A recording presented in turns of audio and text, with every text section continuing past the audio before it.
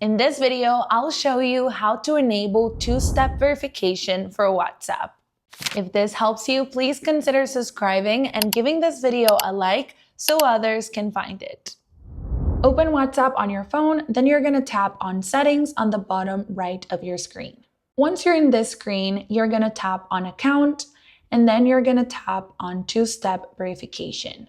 Then you're going to tap on Turn On to start the setup process. WhatsApp will ask you to then create a 6-digit PIN that you need to memorize because you're going to use it every single time you want to register your phone on WhatsApp. You're going to confirm your PIN and the two-step verification process will begin. Then WhatsApp is going to ask you to provide an email. This part is optional, however, I truly recommend it because it's going to be super important in case you forget your PIN. After you add your email, tap on Next. Then you need to add a 6-digit code that WhatsApp will email you.